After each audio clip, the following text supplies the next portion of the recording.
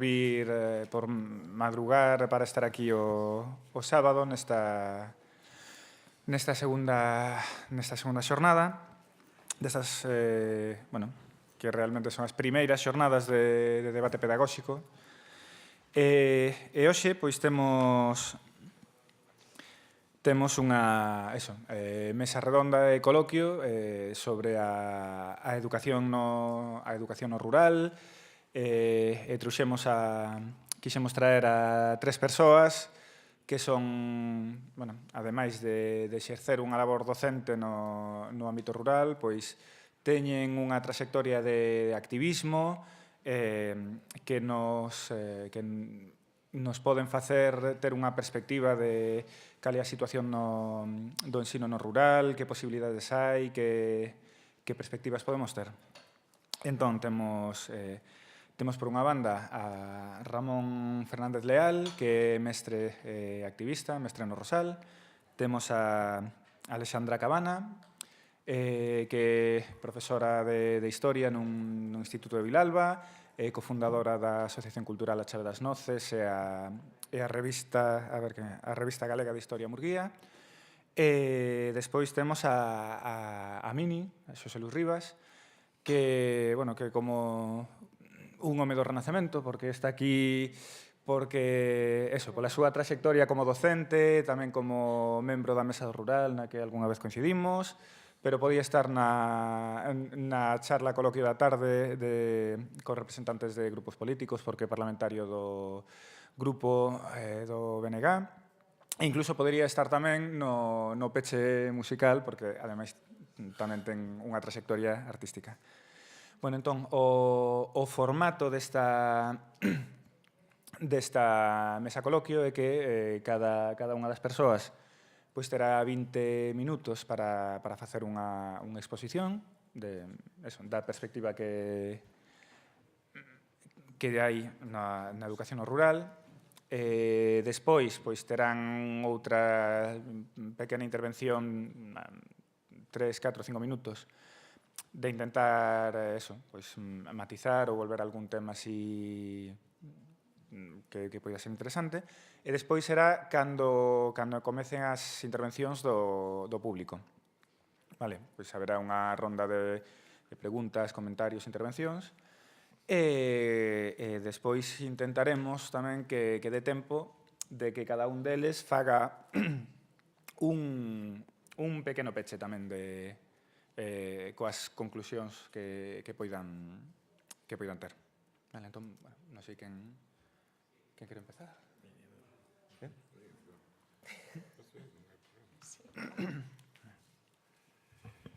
Bon día. É moi cedo. Eu non sei, hai 5 anos que deixei a docencia, e o que podo falarvos é dun tempo que foi e que non volverá a ser, que deixamos atrás. Posiblemente vos fale de algunhas oportunidades perdidas e outras aproveitadas. O que si vos podo falar é dun rural absolutamente distinto. Un rural que moitas veces está idealizado, bucolizado, pero que non é verdade. O rural que nós vivimos, e aínda quedan restos dese rural, é un rural durísimo, un rural estratificado en clases sociais moi duras, das que pasar dunha a outra era moi difícil.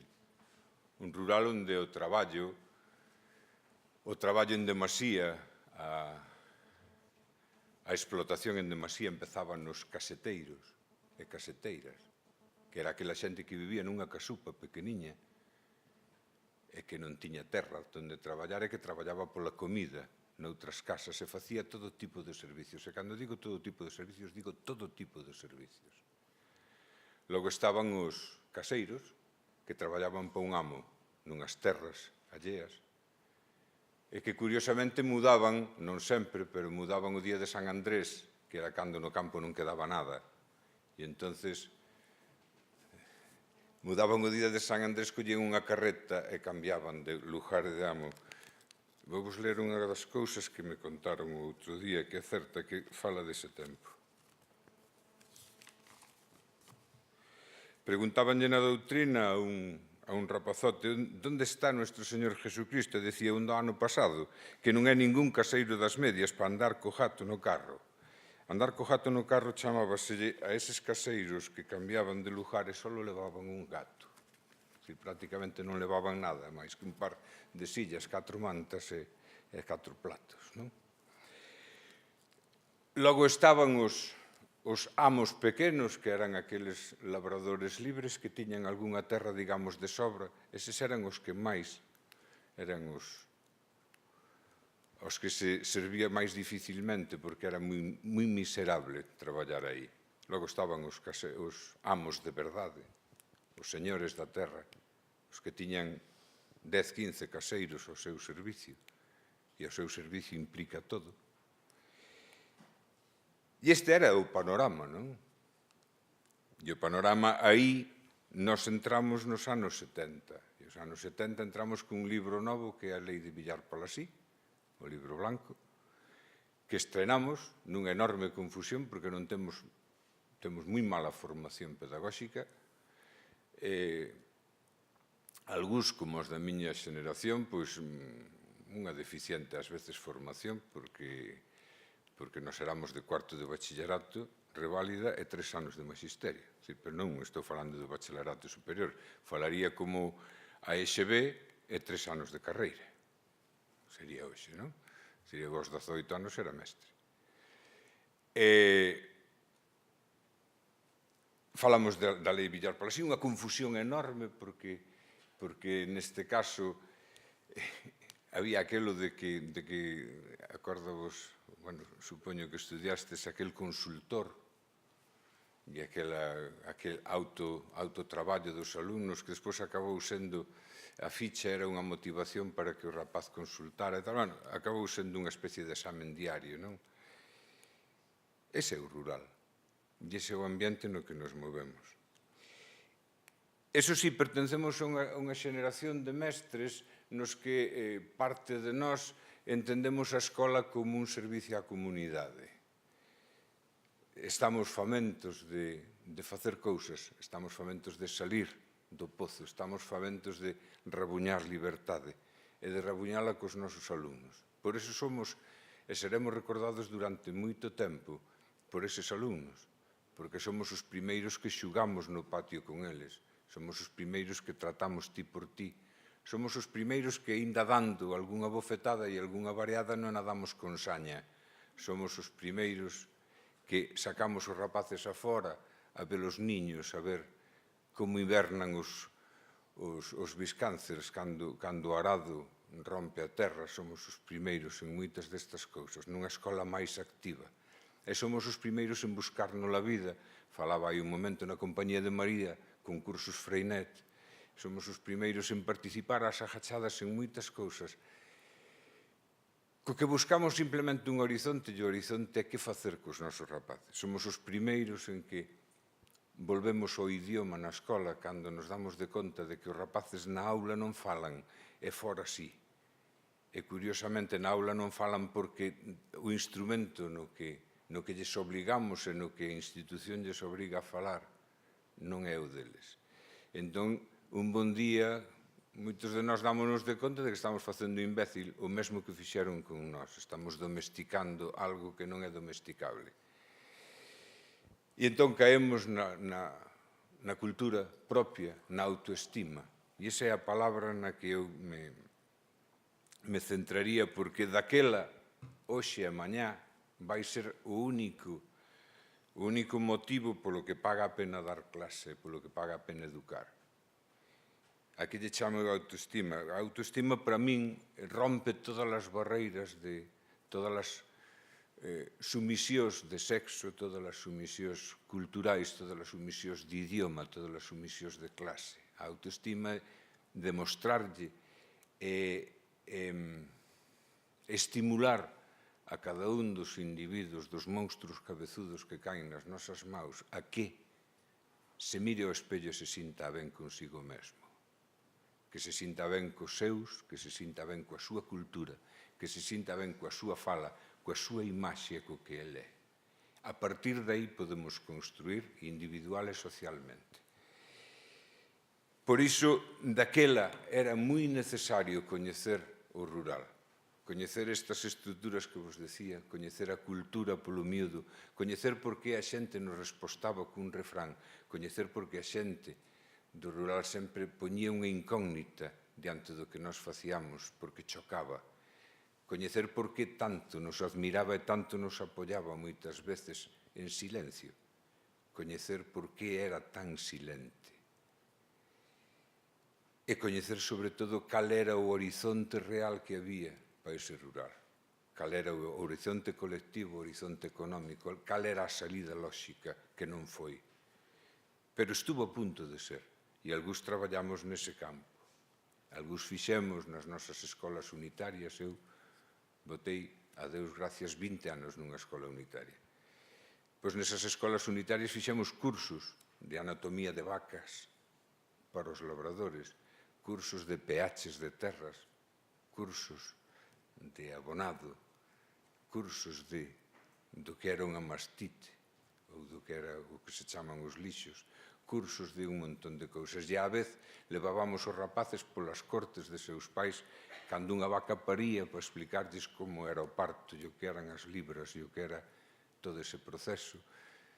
Andábamos detrás, como vos decía, dos arados para descubrir algún biscáncer ou algún sapo que estaba hibernando para que visen como deshibernaba e para que as ciencias naturais estuvesen ali.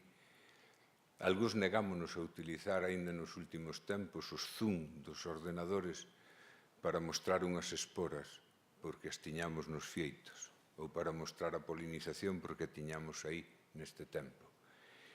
Iso para nós é autoestima. A autoestima para nós era durante todo o ano levar os nosos alumnos a ver unha anta, a ver unha pedra dunha moura ou un pozo dos mouros, a ver un castro, a ver ali onde a historia pasou para que eles se sentisen protagonistas de que a historia pasou por eles e pola súa xente e polo seu lugar e pola súa aldea e pola súa zona.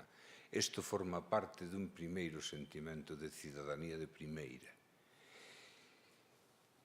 Non me vou estender moito máis. Eu noto actualmente un baleiro enorme de pedagogía, noto un baleiro enorme dese servicio da escola á comunidade na que se está entroncada, e noto que o rural xa non ten a presencia que tiña, pero sigue estando aí.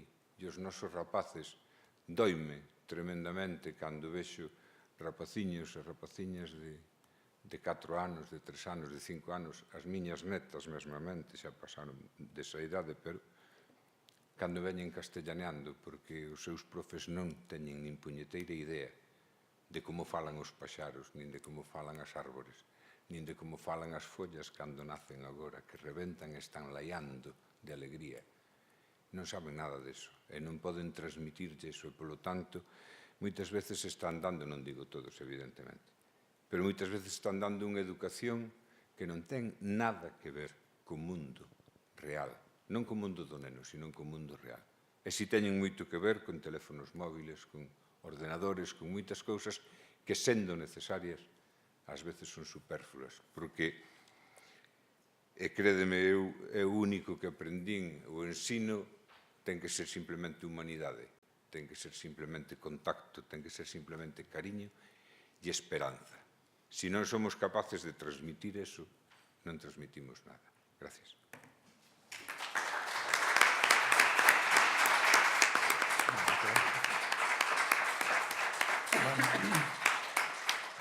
Bueno, moitas gracias. Gracias tamén por non estenderte demasiado e axudarnos a seguir o horario, aínda que comezamos con un pouco de retraso. Entón, non sei... Vale, Eu a verdade de falar despois do que acaba de dicir o Mine era casi como erguerse e xa, non? Non tiñamos falado previamente do que habíamos de dicir uns e máis outros e a verdade é que boa parte das cousas que el dixo son as que querería dicir eu, aunque seguramente non as diga tan ben, non? Cando Lois me falou de participar nisto, pois a verdade non sabía moi ben o que o que comentar. Eu son, digamos, filla do rural, pero criada na urbe, non? Aínda que hoxe sí que traballo no rural, se lle podemos chamar rural a capital da Terra Chá, a Vilalba, non? Pero sí, eu penso que sí, que lle podemos chamar. E vivo no rural, pois nunha parroquia de Lugo, non? De feito, aunque me correspondía para a miña filla unha escola urbana, escollín levala tamén á escola no rural e está no CPI de Castroverde, non? Que é o que temos achegado contra outro lado, non? Fuxindo un pouco do espazo urbano que nos correspondía, non? E tamén en Castroverde fago pois tarefas, non sei, chamarlle culturais ou que teñen que ver tamén coa educación a través da Chave das Noces, que é unha asociación e centro cultural que montamos aí ano e medio en Castroverde, non? Entón, un pouco pensando no que falar, no que contar, pois, bueno, achegaba 4 ideas sobre o que é a escola rural e vou poñer unhas imaxes, non? Que me daban pé a dicir esas 4 cousas. Porque eu cando penso, e supoño que todos, non? Ou eu en concreto, porque pásame moito isto. A ver, non sei se podo poñer isto en... Bueno, así vese ben. Cando penso na escola rural, eu penso sempre neste cadro, non? Supoño que a vos, ou a moitos de vos pasa que a escola da Doloriñas é como a imaxe, non? Da escola, un pouco desa escola da que falaba o Mini, non? Desa escola que, lamentablemente, cada vez existe menos, non? A ver, obviamente, na súa pobreza, digamos, de recursos e tal, non desexamos que volva, non? Pero sí nesa humanidade, nesa relación co entorno, non? E coa vida, non? Do alumnado, eu, desde logo, sí que a boto en falta, non? Entón, o que vos plantexaba é eso, existe a escola rural hoxe? Sí que hai escolas rurais, pero, ou mellor dito, ou o que eu vexo máis, que existe escola no rural. Que exista escola rural xa o dubido máis. Existen escolas que están asentadas no rural, pero que teñan relación co rural xa é outra cuestión, non? Entón, obviamente, desapareceron moitas das escolas unitarias. Aquí o Moncho traballa nunha delas, despois el falará con moito máis coñecemento de causa que a min dese aspecto, non? Pero eu o que vexo desde Vilalba e desde Castroverde é que o que van quedando son CPIs e CEIPs que están máis ou menos radicados nesas cabeceiras de comarca ou lugares, bueno, pois como Castroverde, que están bastante urbanizados dentro do que é a contorna, non? Entón, eu trouxenvos unha imaxe, a ver se vamos por aquí. Estos son 4 CPIs. Saberíamos cal é do rural e cal é da cidade? Ese é un pouco o plantexamento meu. Nun deles eduqueime eu, a Piringalla, e o Lois recoñece. Noutro está a miña filla, aquí Nanda me parece que tamén nos recoñece, é o CPI de Castroverde. O de riba, a esquerda, é a Piringalla, o de abaixo, a dereita, é o de Castroverde, o da dereita, da riba, é o de Castro Ribeiras de Lea, e o de abaixo, a esquerda, está no Berbés, está no medio de Vigo. Entón, aquí hai este plantexamento que eu creo que fan tamén as institucións, non? De que nos ofrecen o mesmo, sexamos dun sitio ou doutro, aparte de que arquitectónicamente non ten nada que ver coa realidade galega, non? Pero, bueno. E estes son os interiores, tamén son interiores de escolas rurais, neste caso son 2 exemplos, escolas rurais e escolas urbanas.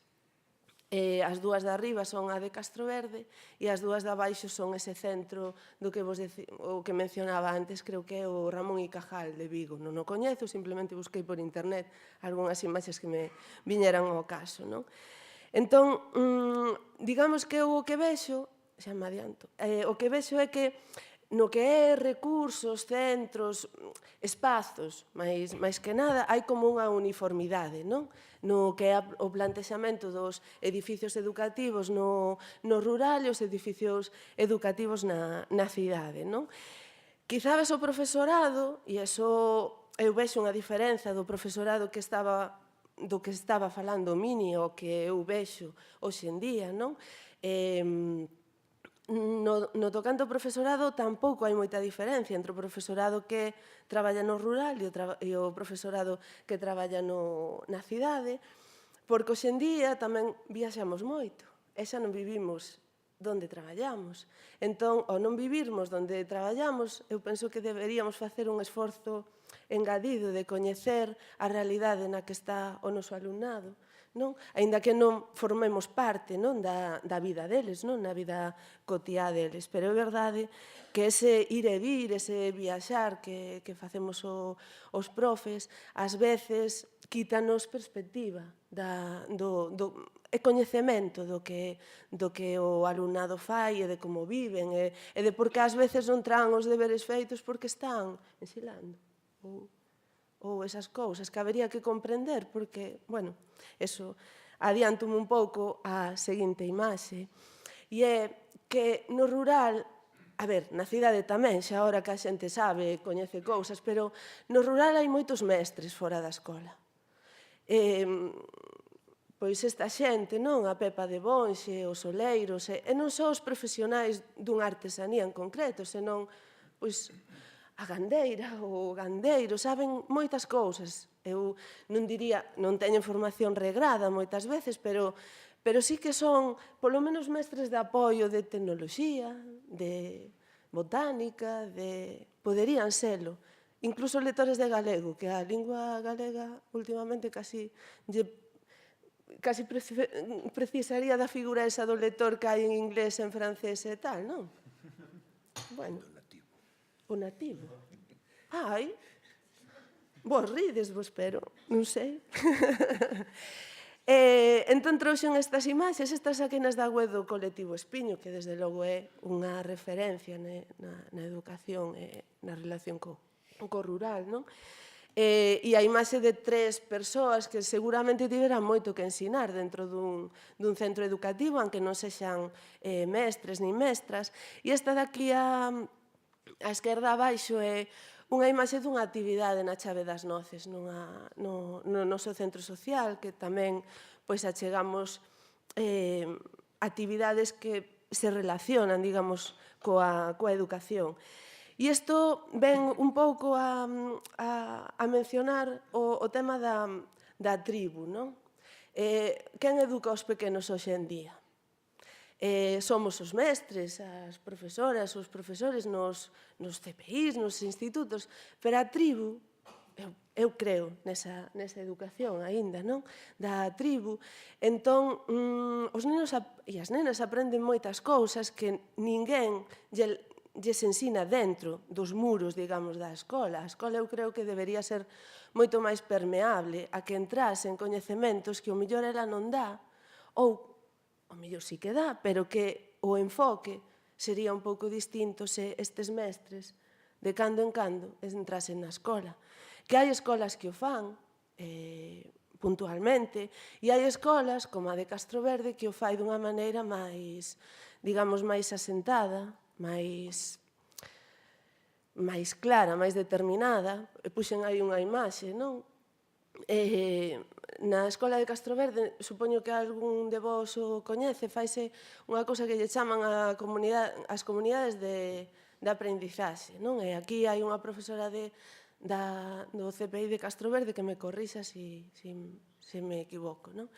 E entón, entre outras cousas que fan, integran moito as familias dentro do proceso de ensinanza, non?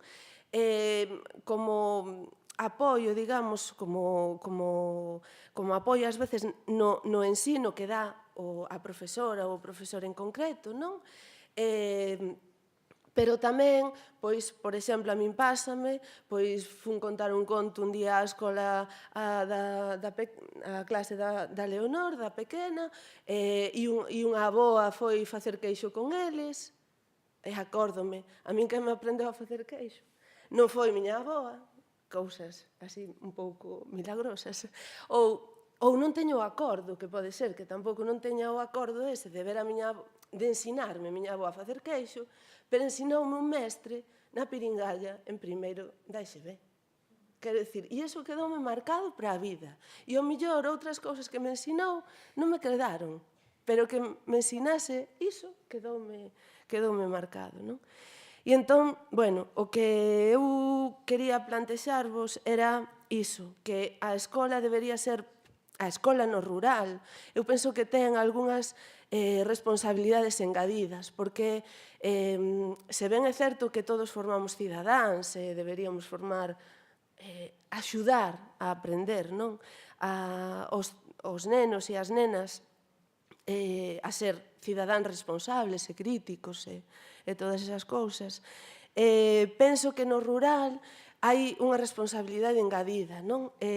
Porque o alumnado do rural ten moito perigo de verse valorado na súa maneira de vivir, sobre todo cando despois vai estudar a un instituto a Lugo ou unha carreira a Santiago ou esas cousas, non?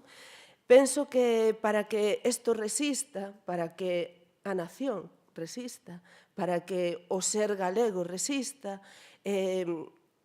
aínda hoxe, parece increíble, pero aínda hoxe necesitamos desa resistencia que hai no rural, que existe no rural. Si vemos os índices de galego-falantes, por exemplo, é real, non é que non queiramos... A evidencia é esa, que aínda no rural se conserva a lingua. A min non mo creen os alumnos en Vilalba, cando eu, a verdade, cada vez menos, pero en Vilalba o millor o 80% do alumnado, e nunca fixen unha estadística, pero o millor o 80% do alumnado que teño é galego falante. Eu dei clase en Pontevedra 2 anos antes de ir para Vilalba, xa non digo que a porcentaxe fose a inversa, que eu no IES Torrente Ballester, no que estive o segundo ano en Pontevedra, tiña 100 e pico de alumnos e alumnas, e que falasen galego había 2. E unha, máis ou menos, soía falar galego tamén no instituto, e o outro prefería non facelo para non sentirse raro. Eu contolles isto en Vilalba e non o creen, pero a realidade é así. A realidade é así. Entón, eu creo que a autoafirmación é o camiño da supervivencia. É un pouco a relación, bueno, en relación ao que dicía o Mini, non? E entón, eu creo que para que exista esa autoafirmación, o profesorado ten que coñecer, entender, respetar e axudar a afirmarse o propio alumnado na súa maneira de vivir e nas súas características propias, non? E unha desas cousas, para autoafirmarse, eu creo que necesitan que se valore o coñecemento que eles teñen fora das aulas e que se valore pois eses mestres que digo que poden ser de apoio na escola, non? Que se integren os coñecementos da tribu dentro da escola. Últimamente, sobre todo na loita das mulleres, falase moito da palabra empoderamento, non? Que é necesario que as mulleres, bueno, eso, o empoderamento das mulleres, non? Que podemos facer cousas e que teñamos esa fortaleza. Eu penso que precisamos un empoderamento do rural, porque se o rural non é poderoso, esfarélase moito do que somos nós. Esfarélase os paxaros, os carballeiras que se están desfacendo, os eucaliptos, igual que o castelán, asoballan, non? Ese rural, e eu penso que temos que chegar a iso. E todo iso, creádelo ou non, case todo o que vos dixen, xurdiu un día vendo esta imaxe. que a usei nun cartel na Chave das Noces. Os centros escolares no rural non deberían ser ovnis, uniformizadores, que leven os rapaces do rural e os volquen pois a esa uniformidade que hai hoxe en día. Obviamente, os nenos do rural teñen televisión, teñen publicidade, teñen móviles, teñen a tablet, teñen todas esas cousas. Non lles fai falla que lles tiremos moito por aí, senón que fai falla que aquelo que saben, porque se lle lo contou a súa avó ou o seu avó, ou a lingua que falan porque é a que saben falar, e a mamaron de sempre. E iso aí queda outra cousa, e é a ensinanza do galego. Eu non son profe de galego, pero como se o fose, quero dicir que, de feito, confúndenme como son así. Moitas veces dime, pero ti és de galego, non? Non. Ainda mo dixeron hai pouco, non? Sí, bueno, foi divertido, a verdad, a confusión, foi divertida.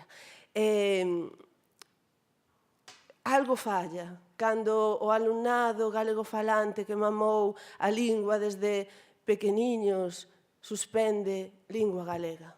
Algo falla. Cando eu saquei o bacharelato en COU, penso que fora. A pouco máis se suspendo. Porque, claro, eu escribía unhos con H intercalada. Claro, era miña trazo dialectal, non? Dicir unhos e non uns. E cometía erros para a norma, non? Erros, mira tú que erro.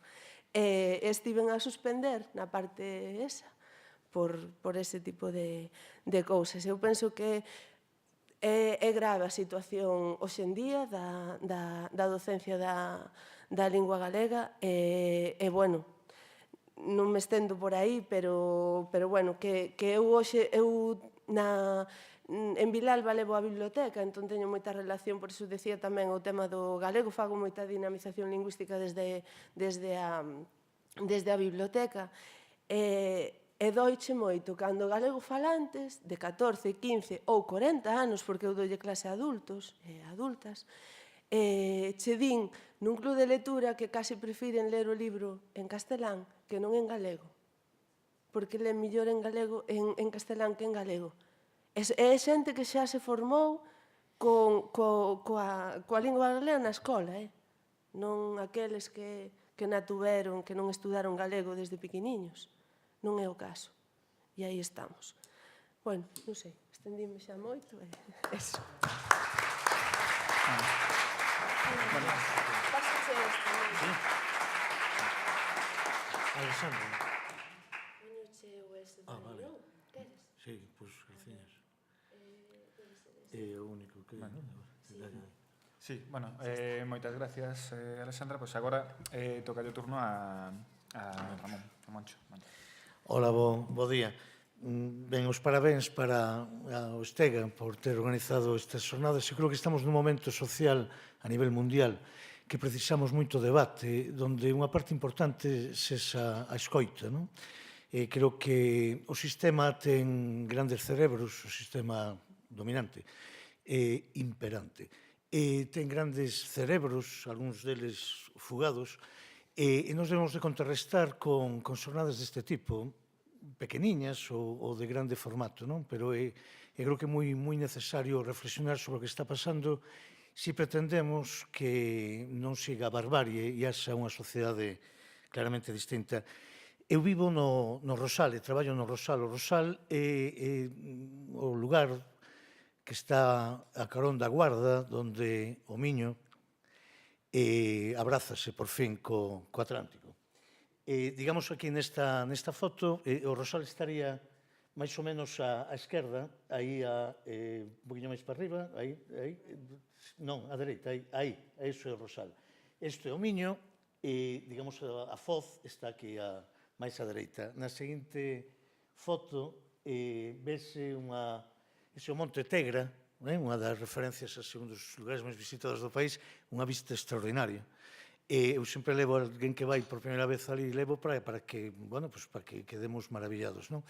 E entón é onde, pois eso, o Miño vai ao encontro do Atlántico, e a seguinte é para decir unha das referencias de onde vivo eu. Isto está ao lado da miña casa, son os muiños do Picón e do Folón. É unha das referencias así do Rosal. Alexandra, pasas a seguinte, é simplemente para situaros. Ben, esta é aquí a miña escola. Isto é unha das saídas que fixemos hai uns días, hai 10 días, ou sei, para ver pedras con amiga. Entón, estamos no monte, e unha das referencias tamén do Rosal é o viño, moi bo. O viño que temos son as viñas, e a miña escola está máis ou menos na mitade desa foto. O sea, estamos nun val, e, digamos, a parte do Rosal onde vivo eu, que é Fornelos, a escola de Fornelos, é un val, que dá ese tamén famoso microclima, que é verdade do Rosal, que favorece a existencia dese viño, non? Eu estou nunha escola unitaria, como dicen, e de 2 cursos de primeiro e segundo de primaria, e compartimos espacio cunha escola de infantil, que ten nenos e nenas de 3, 4 e 5 anos. Eses nenos e nenas pasan da escola infantil despois a miña escola. Quer dizer, que eu convivo con eles, pois, e elas, pois, 5 cursos. E os 3 que están de infantil, máis os 2 que están comigo. Dentro do ano 2000, existe un CRA. Non sei se todo o mundo sabe o que é un CRA. Un CRA, no argot, é Colexio Rural Agrupado, non? É agrupación de unitarias, non? É o CRA este do Rosal é o único da provincia de Pontevedra e dos poucos que hai en Galiza que ten infantil e primaria. É dicir, no resto da provincia de Pontevedra hai CRAs, pero teñen únicamente de infantil. O único que ten aulas de primaria é o noso. Temos 3 aulas de primaria. O curso pasado tiñamos 4, pero pecharon unha que tiña 3 alumnas e que para o curso seguintes pois non había un panorama moito mellor, non? Entón, pecharon, digamos, tiñamos poucos argumentos para defendela, inda que contraatacamos con un plan no futuro que vai ser unificar con infantil e primaria para de cara a recuperar esa, cun plan de 2 ou 3 anos, que foi unha idea dunha nai, non? Para recuperar esa. Pero entón somos un CRA que reúne exactamente actualmente a 11 aulas. Desas 11 aulas, 8 son de infantil e 3 de primaria. Pero, por exemplo, no lugar onde vivo eu, ou sea, onde dou eu escola, en Fornelos, xa digo, somos unha de primaria e outra de infantil. Hai outras 2 aulas de primaria que conviven con infantil e hai unha aula únicamente en outro lugar de infantil e outra que ten 2 aulas de infantil tamén. O sea, son en total 8 de infantil e 3 de primaria. Número de alumnado, temos actualmente 23 en total de primaria, eu teño 7 e 96 de infantil. Eu teño 7 porque no ano 2010 en Fornelos só naceu un neno.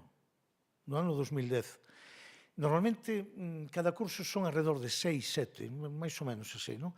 De feito, no ano 2009, teño 6 do ano 2009, non? Que están actualmente segundo.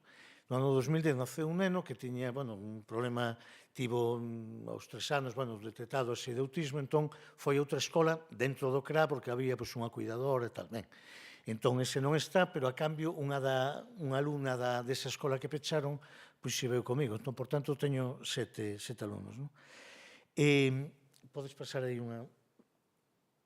Este é a escola, digamos, a parte esquerda é a miña escola, digamos, onde está o coche branco, pois, da parte esquerda a miña escola. No medio está a vivenda, a parte de abaixo está a baleira, xa está abandonada. Na de arriba había unha compañeira que tamén do CRA, inda que non da escola aí, da unha escola ao lado, pero o seu fillo sí que vai comigo, viven aí. Eu vivín aí hai moitos anos. E a da dereita é a escola de infantil. Entón, bueno, pois este patio, pois compartimos un patio potente. Alexandra, se por favor, non sei que me dá a decir, pero... Este é tamén outra perspectiva do patio, para que vesades, bueno, pois unha actividade que teñamos aí, creo que era un agosto, creo. Dentro de unha actividade conxunta, porque levamos a camiseta reivindicativa, entón, bueno, unha outra perspectiva do patio, Alexandra. Ben, isto foi este ano, no Entroido, bueno, un pouco para dar o toque rural, topei esta foto. No Entroido, xuntámonos noutra escola unitaria. Cada unha das, por exemplo, en agosto facémola no noso patio, en Fornelos, pero en agosto xuntámonos en Novas, que está a un par de kilómetros de onde está Fornelos, e xuntámonos todas as escolas, non? E nós imos en trator, conducido por unha nai, realmente nai dun exalumno, o sea, xa non é nai do CRA, pero vamos, sempre a convenzo para que nos bote unha man.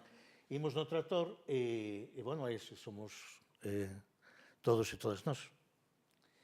Esta a miña aula, ben, saquei esta semana mesmo, sigues para que miredes así, bueno, xa atendes, bueno, de parte dos, bueno, diferentes, por exemplo, hai unha, eso de aves, o sistema solar, o de nunca máis o teño porque, como podedes imaginaros facilmente, teñen 6, 7 anos, o meu alumnado non viviron aquel desastre, aquela maravillosa reacción, non? E entón, sempre lles explico, saben que é o Prestige, que pasou, e saben o que nunca máis, e así vou transmitilo ata que me xubile, espero que despois sigan.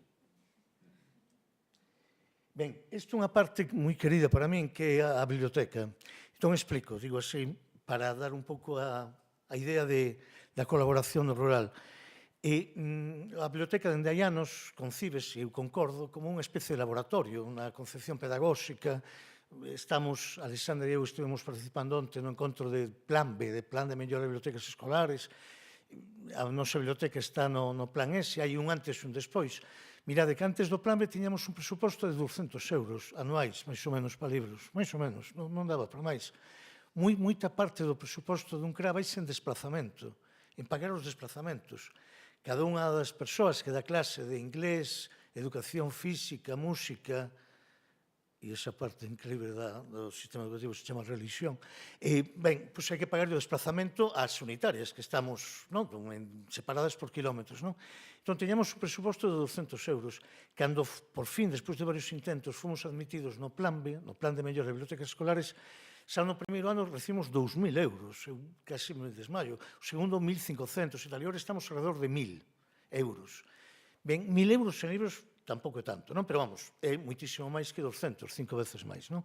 E os primeiros anos, pois, deron pé a comprar mobiliario, tal, etc., non? O sea, material. Pero hai un problema. Se estamos separados por kilómetros, onde é a biblioteca, non? Pois a biblioteca é nun dos extremos do Concello, aproveitando unha escola antigua, unitaria, e coa colaboración do Concello, pois, adaptamos para a biblioteca. Pero, claro, non podemos ir todos os días. No primeiro ano que tivemos esta biblioteca, que debe de ter xa como 5 cursos, e íamos unha vez a semana. Entón, ali tiñamos clase de inglés e de música, e depois hora e media de biblioteca. Pero depois fixemos unha avaliación e consideramos que non, que así aproveitamos unha hora e media cada semana de biblioteca, pero a cambio era moito desplazamento. Por exemplo, e da miña escola está a 7 kilómetros, non? Entón, era un desplazamento que levaban as familias, en coches. Entón, acordamos ir unha vez ao mes, que é o que estamos facendo agora. Entón, imos unha vez ao mes cada escola e estamos 5 horas, bueno, incluído o recreo, 5 horas de convivencia infantil e primaria. Por exemplo, imos Fornelos xuntos, no Vas, por outro lado, tal. Entón, pois, facemos moitas actividades de biblioteca e todo iso. E, a cambio, ese mes collemos, cada quen colle, pois, uns libros que van a formar parte da biblioteca ambulante, a biblioteca que temos na escola, para que podan levar despois ás casas durante todo ese mes. E vamos despois intercambiando, non? Bueno, buscamos unha solución ao problema, non? Unha característica importantísima de... Pasas, por favor, isto entón é, bueno, na biblioteca, é a colaboración, o que dice na biblioteca de infantil e primaria. Esta é unha foto onde hai alumnado de infantil e de primaria. O alumnado de primaria sabe ler, o de infantil a maioría non, entón, pois, colaboran, ensinan e todo iso, fan un traballo cooperativo. Isto é unha parte importantísima da aula, que sacamos esta foto para, bueno, pois, ao final de un folleto que fixemos aí por decembro, non? E, así como hai a terapia do diván, nós utilizamos a terapia do sofá, do tresillo. Este é un sofá doado por unha familia. Eu tive, xa o terceiro modelo que teño, tive un primeiro que tiña máis de 30 anos, ou 40, creo, que herdei eu na miña casa da miña irmá. Depois tuve un modelo de sofá que me deu unha familia que cambiou de sofá, e isto terceiro, non? Entón, isto facemos todos os días. Temos a asamblea, chamada así, para que vayan reconhecendo as palabras que espero que no futuro empreguen. Entón, a asamblea, pois, xuntámonos e falamos, e cada día van cambiando. Este é o plantel que temos. Todos nós temos permiso para e ensinar imaxe, por eso un proxecto sin problema. Alexandra? E xa está. Ben, unha característica, eu creo que básica das escolas unitarias, para min é o contacto coas familias. E o que separa a escola, o que separa o alumnado e a miña presencia dentro da escola das familias é unha porta que está aberta. Unha porta na que poden entrar, unha porta pola que entran e saen, unha porta que é onde nos vemos todos os días, absolutamente todos os días. Moitas veces non falamos, outras veces comentamos que hai moito tempo que non chove, outras veces comentamos pois, que si me estaba un pouco mareado, que non sei que, parece que vomitou, non sei que, todas estas cousas. Todo eso fai un contacto diario, un contacto importante. A diferencia que hai entre o alumnado e as familias no Colexio Comarcal do Rosal, onde estiven eu 13 tamén inesquecibles anos, é un autobús. Chegan en autobús. Non? Entón non hai ese contacto diario entre familias e profesorado, non? Porque hai un autobús por medio, hai todo un sistema de transporte.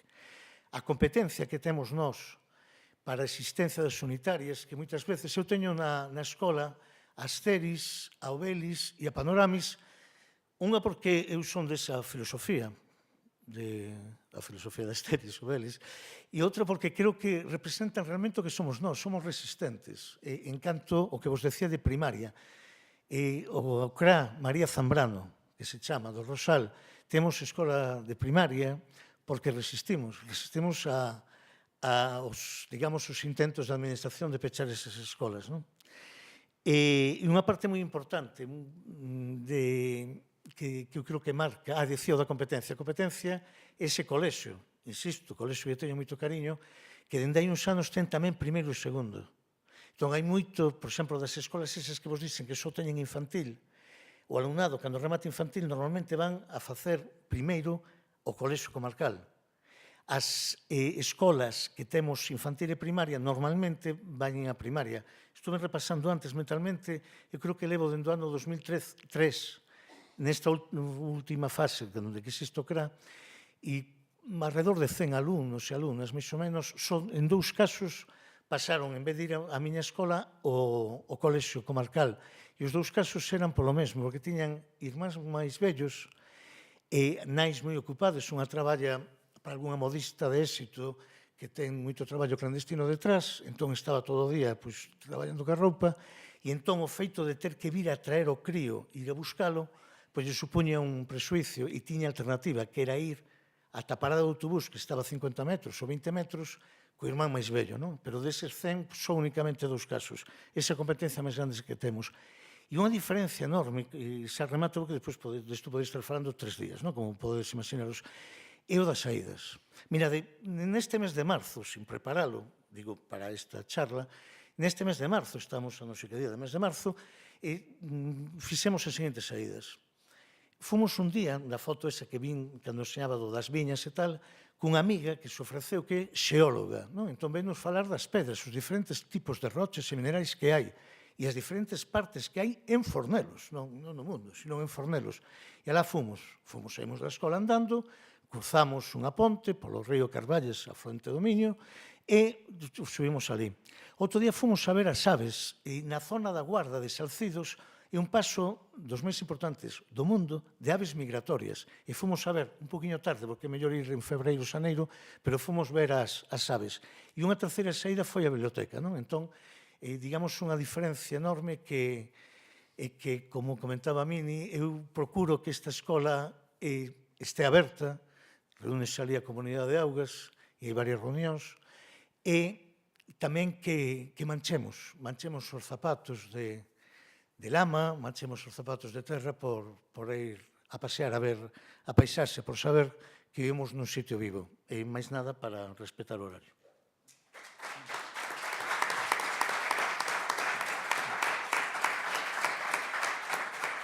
Bueno, moitas grazas aos tres participantes.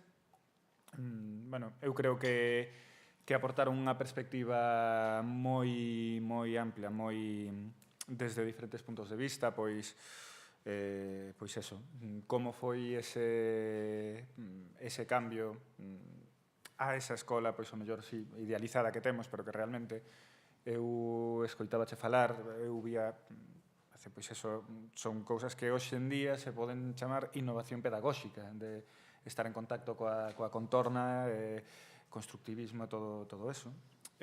Tamén o tema de o que falabas ti, da homoxenización, bueno, tamén me chamou a atención unha frase que ti utilizaches, que xa non traballamos onde vivimos, eso a min tamén eu escoitara noutro contexto, pero tamén referido ao ensino, que decía que, claro, antes o equipo de fútbol que o entrenaba era o profe de ximnasia do cole, pois que polas tardes non tiña nada que facer, ou quen facía o coro ou a rondalla era o profe de música, que eso tamén é unha cousa así que agora se perdeu tamén con esa homoxenización. E despois, bueno, tamén a intervención de Moncho, que realmente como, pois sí, unha baixada a terra, un manchar os pés de que como é o día a día nunha escola rural. E a mí tamén me gustaría facer un apuntamento, tamén o deixo caer, por si queredes comentar algo ao respecto, que tamén dende a perspectiva sindical dos dereitos dos traballadores, que con esta excusa da crisis, estes recortes, pois a verdade é que o número de persoas interinas, a taxa de interinidade, aumentou moito, e iso implica unha inestabilidade nos cadros docentes.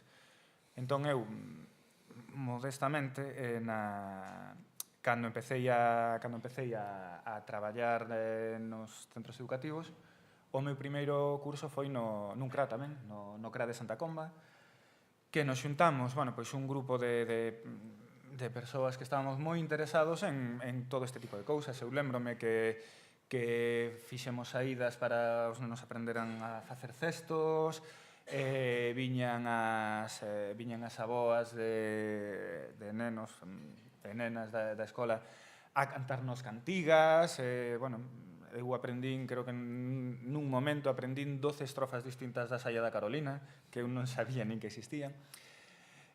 Claro, era un intento de empezar a dinamizar eso, pero que pasa? 2 anos despois, máis da metade dos mestres que estábamos traballando nese cole, pois xa non estábamos ali. Entón, esa falta de continuidade, que pode ser tamén unha consecuencia de todos estes recortes, pois quería deixalo caer, non sei que vos parece, si... Sí.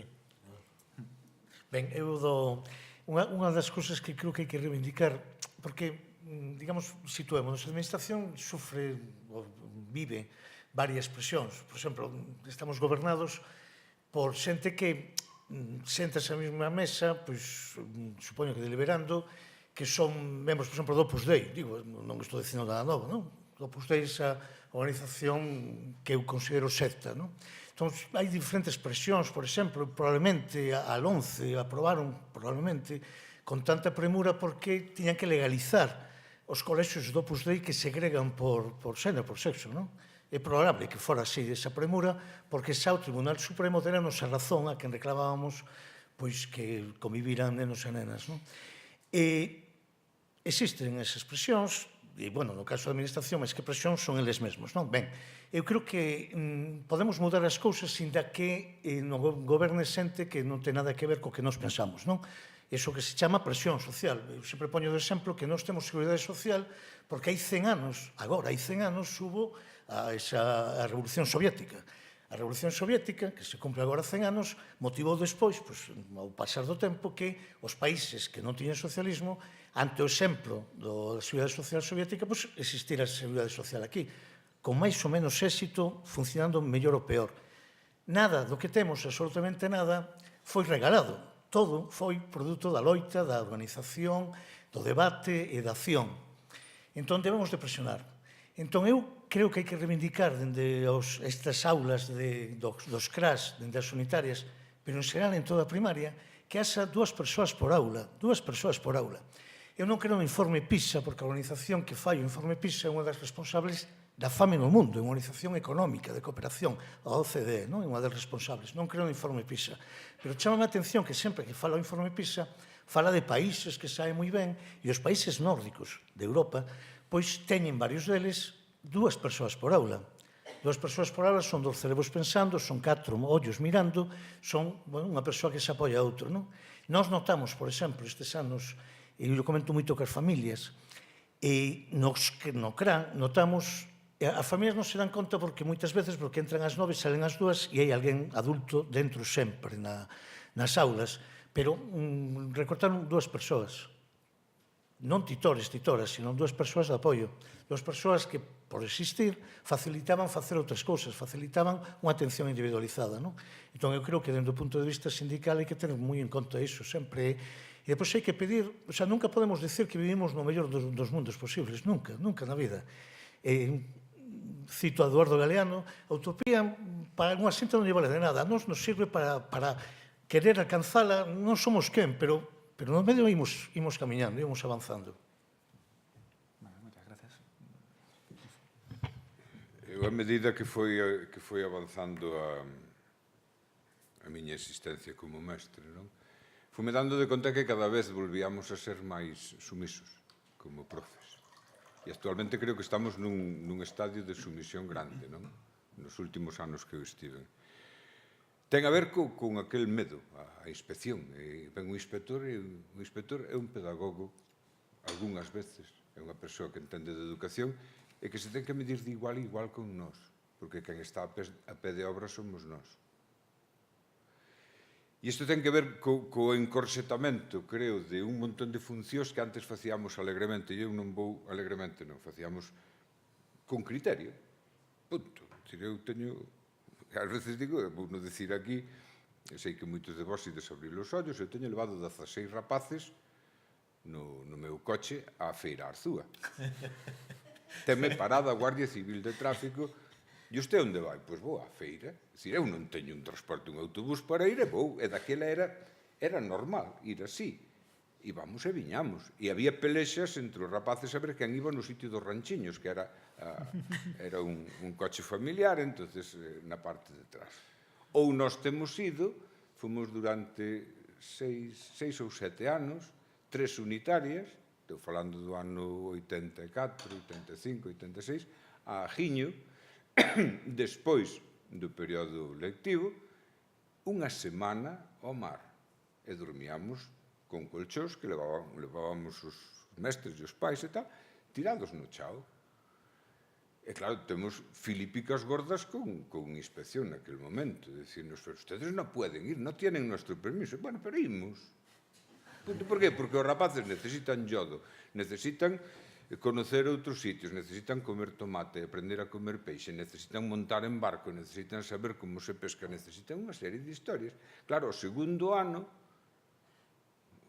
xa nos daban literas e non sei que, non necesitamos. É dicir, quero dicir que chegamos a un momento de tanta compartimentación e está todo tan ordenadiño que non hai campo para fantasía, para facer algo dinámico. Todo ten que ter unha memoria, unha prememoria, por favor, eu nunca fixen memorias, nunca. E teñenme reclamado montós de veces. Decían os compañeros do colexio de Boimorto, como te arreglas, porque chamaron de inspección que a ver se lles mandas a memoria do ano pasado. Eu non teño tempo para facela, eu tiña 5 cursos. Eu son daqueles de 3 anos hasta, primeiro de 4 anos hasta terceiro. E despois quitaronme porque eu non sabía enseñar yes nin all right, non? Bueno, estas historias. Entonces, eu penso que se sacamos do ensino o ludismo en nós mesmos, é dicir, a posibilidade de facernos algo nenos cos nenos para poder comer o mundo, estamos fastidiados. Eu quería apuntar unha cousa que pasou aquí antes. Eu creo que outra das cousas que aprendín é que non hai metodoloxías, nin hai corrientes, nin historias. É dicir, eu creo que o mestre debe tender á felicidade do alumno e a facer un espírito crítico. Se cumple eses dous puntos, creo que cumpriu o seu traballo. Eu, xa que falastes dos papéis, temos micro, pois tamén eu penso que unha das grandes trabas que ten o ensino hoxe en día é a burocracia. Que é unha cousa por veces inasumible, vamos. Eu, a parte de profe, bueno, como profe, son xefa de departamento, entón, claro, tocan máis programacións, FP básica, ESA, todas as materias de bacharelato, tal. Son vicedirectora, entonces tócanme as correspondentes.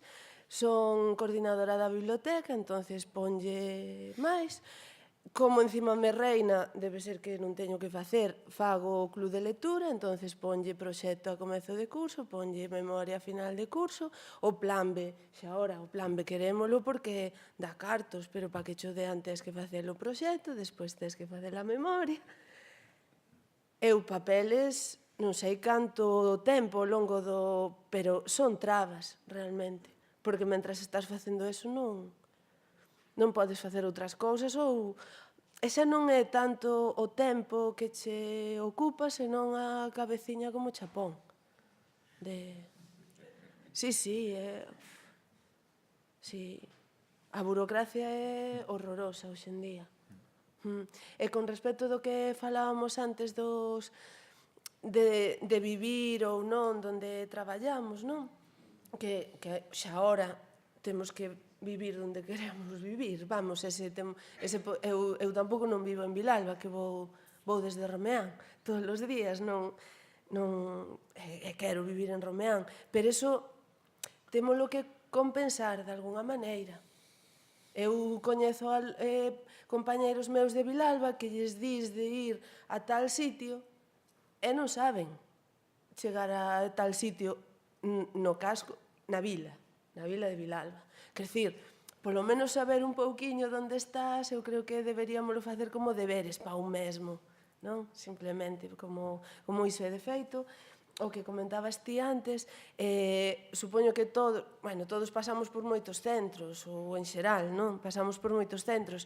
E eu pasei por centros, pois, fun sustituta en Muros, por exemplo, e claro, hai sitios nos que non era fácil pois vivir na cidade e ir viaxando hasta ali e eses centros todos os recordamos con especial cariño porque había un tecido entre o profesorado, porque vivir no sitio axuda a que o profesorado se relacione e a relación entre o profesorado é clave para que funcione a educación, porque a educación non debería estar tan compartimentada como está, que o está. Entón, se nosoutros puidéramos relacionarnos e facer, pois eso, proxectos e cousas entre nós, sería, eu penso, sería bon para nós, que traballaríamos máis a gusto, e para o alumnado, desde logo. Entón, pois, hai que compensalo, non digo que haxa que vivir no sitio, pero habería que compensalo de alguma maneira, facer un esforciño en coñecer esa realidade. Moi ben, bueno, pois agora, se vos parece, imos comezar coas intervencións do público, das persoas participantes. Entón, bueno, ábrese unha quenda de intervencións. Quen queira, pois está o meu compañeiro Lois, co micro. Sí. Bueno, disculpade, un apunte solo para isto. Onte alegremente dimos unha cartulina azul, pero non se nos ocorreu meter as tres, ou sí? O que agastou onte xa non pode. Así que a próxima vez terémoslo en conta. Vale, pero quen queira non facelo directamente, prefira escribilo, nos lo pide tamén, se non dispón dela, e sin problema ningún trasladamos ao moderador da mesa e listo. Hola.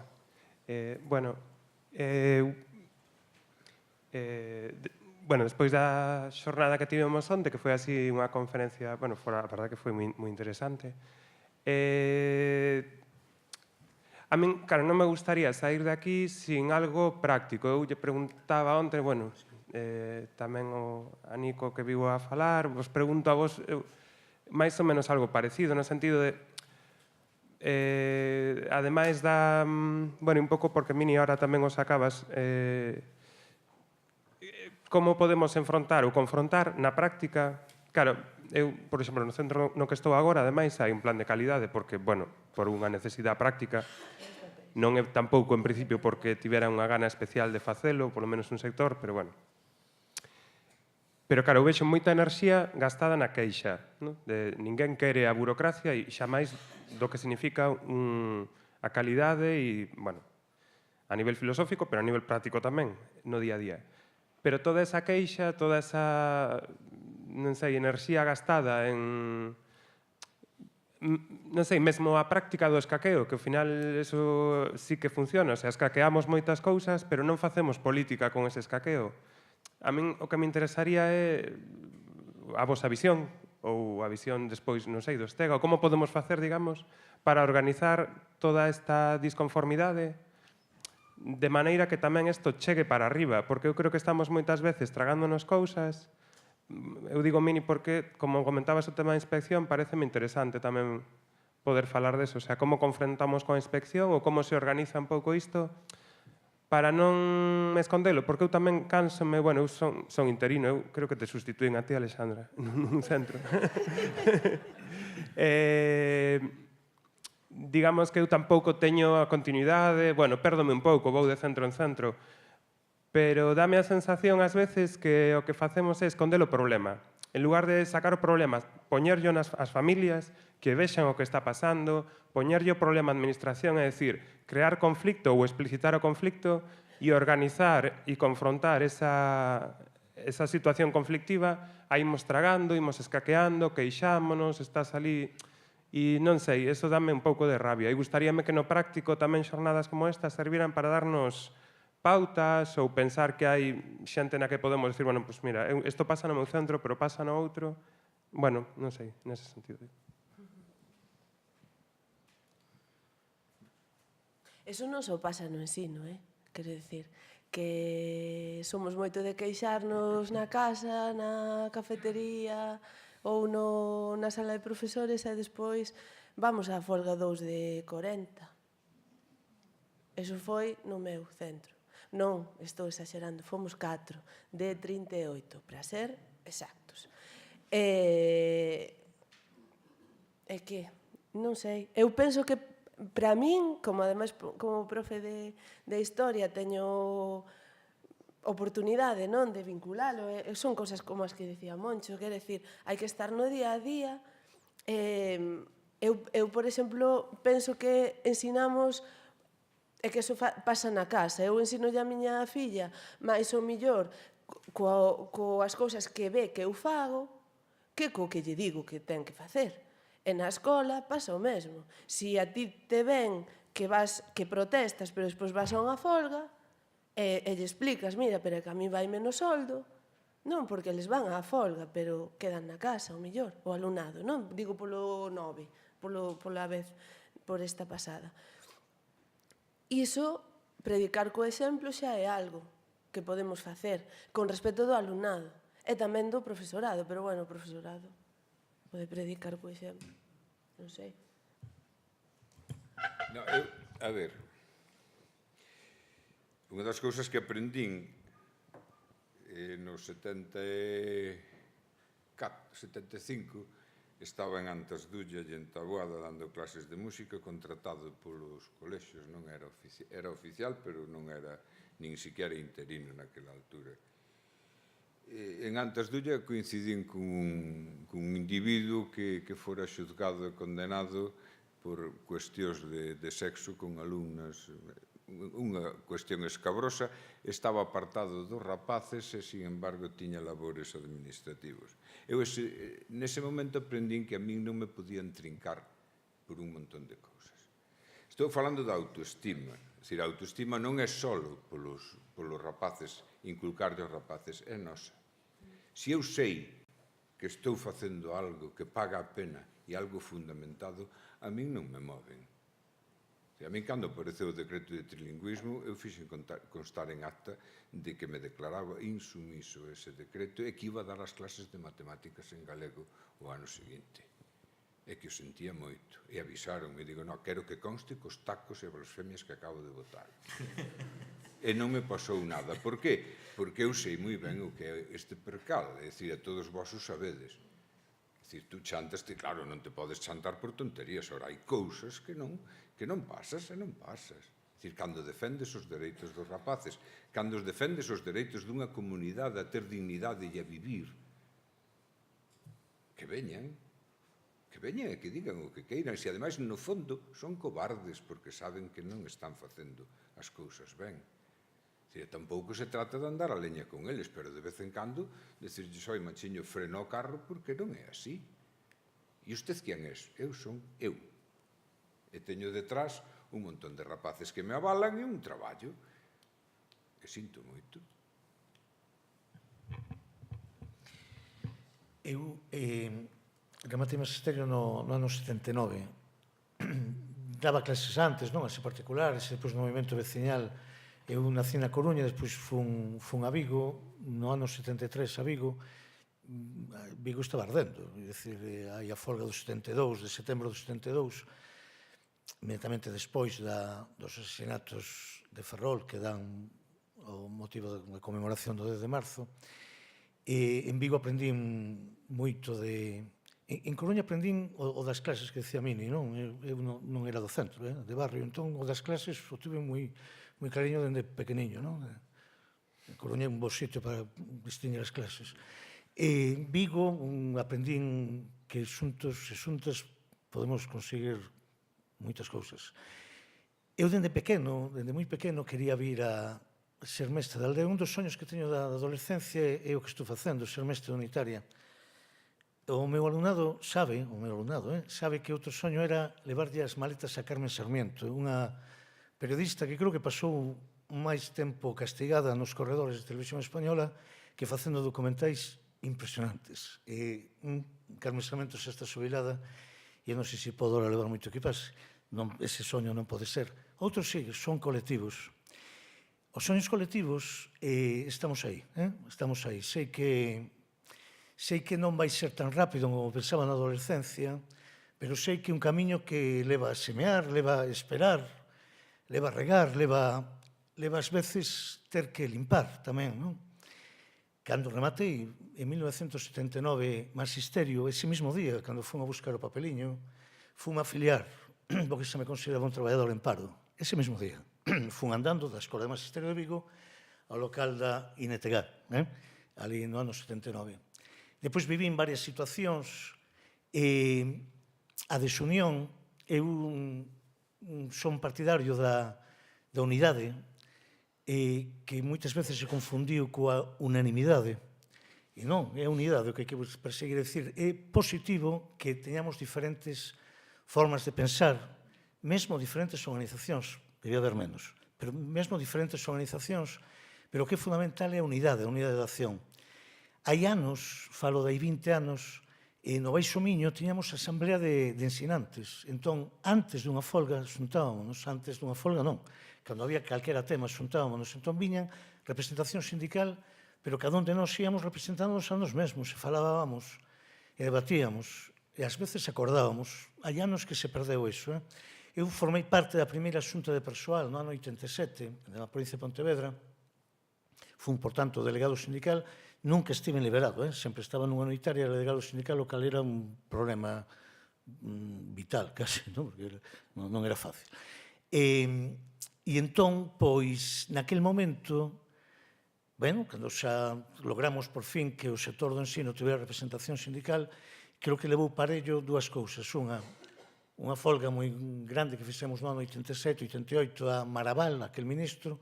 A partir daquele momento apareceron o concepto de sexenios, que antes non existía trienios, e relacionados coa formación. É dicir, para conseguir o sexenio había que acreditar X horas, X igual a C, máis ou menos cada 6 anos. Iso motivou que houbera un cambio. Había moita xente, algunha xente, que ia aos cursos non para formarse, sino para conseguir horas. Algunha xente, Pues podía pasar eso.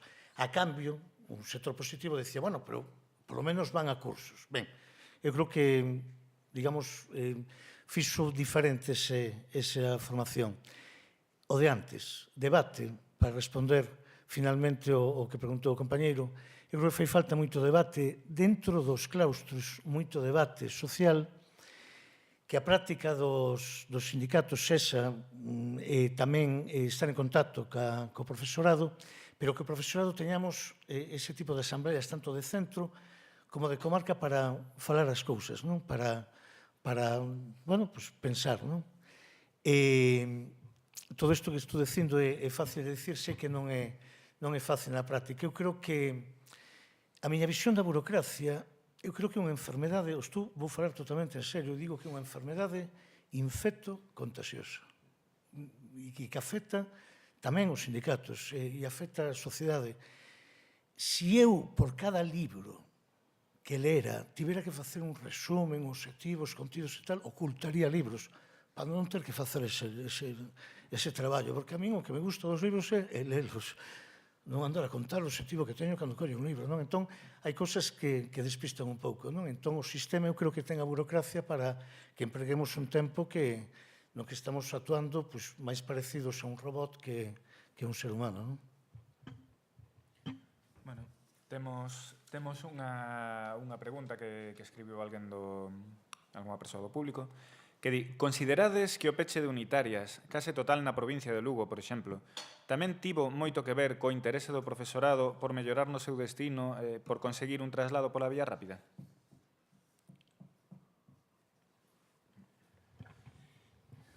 Eu penso que o peche de unitarias ten que ver basicamente con unha absoluta desconsideración do medio rural.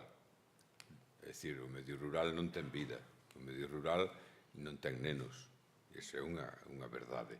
O medio rural está seguindo camiños de despoboación absoluta. Aquí hai provocado desde hai tempo, políticamente provocado, intencionadamente provocado, un trasvase de poboación cara ao eixo atlántico, e o resto queda deserto. Agora viravos posiblemente unha enorme invasión de eucaliptos. Viravos, digo, porque eu estou onde xa estamos invadidos. Que quero dicir con isto? Que si é certo que houbo moito deso daquel mestre ou aquela mestra cómoda que lle conviña pasar po colexio, vale? Tamén houbo de xente que nos resistimos duramente a que pecharan as unitarias e non pudemos facer nada porque a min quedabanme 2 rapaces. Nada máis po ano seguinte. Eso sí, avisáronme en xuño, a mediados de xuño. Claro, e ademais coa posibilidade de que me desplazaran de zona eu que levaba 20 e tantos anos no mesmo sitio. Entón, a miña contestación á inspectora foi: alá ti, eu teño unha tienda de campaña, sabes que me chanto en San Caetano e que ademais que teño boas relacións cos xornalistas, ou seña, que estás jodida. Non te preocupes, que o teu perfil é de inglés. Non. Bueno, pois fabricaron un perfil grego para poder pasar ao colexio. A historia é esta. Entonces, que pasa? Pasa que o rural estáse desfacendo, estáse esmorecendo, non queda nada. Prácticamente non vai quedar nada. Non son catastrofistas, son absolutamente realistas. Estáse concentrando todo en explotacións masivas, bueno, estas historias que todos nos coñecemos. Por iso eu creo que tamén é necesario que desde a escola aos rapaces lles ensinemos o que podería ser e non é. Temos que falar na escola de sostenibilidade, non facer, senón enseñarles o que é iso, o que é vivir acorde co medio, o que é ser razonable coa terra e co medio, o que é ser razonable con nós mesmos.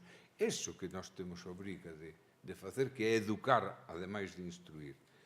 E entón, si eu sei que houve moito deso, pero houve tamén moito empeño por parte dos inspectores, houve hasta coaccións, a mí fixeron de que convenzo aos pais, se ti queres, pasas po colexio, non me dá a gana.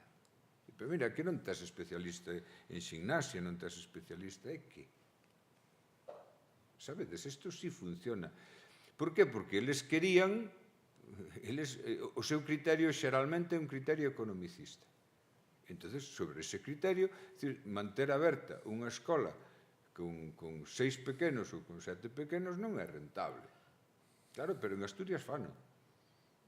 E en Cataluña están de moda as escolas rurais. Por que? Porque ofrecen todo eso que falábamos antes, ofrecen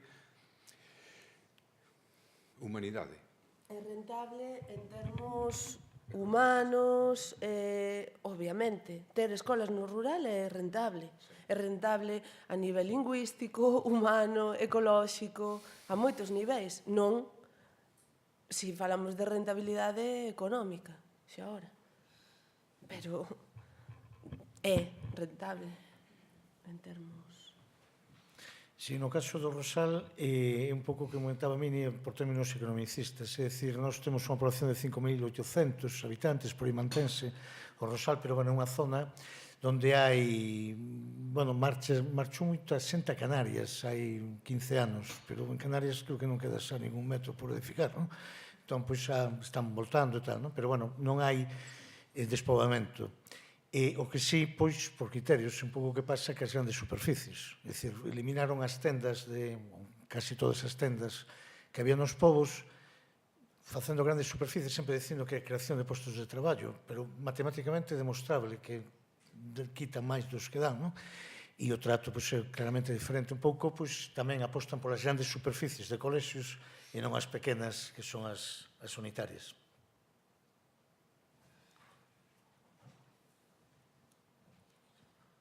A pregunta, solo unha...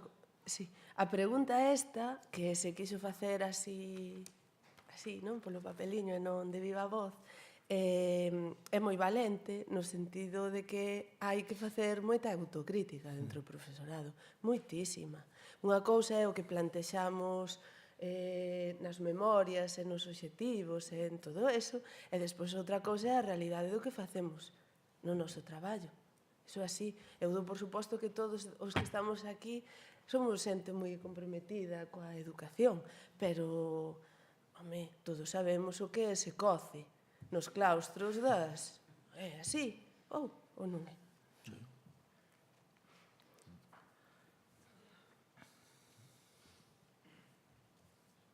Hola. Sí. Estou encantada de estar aquí.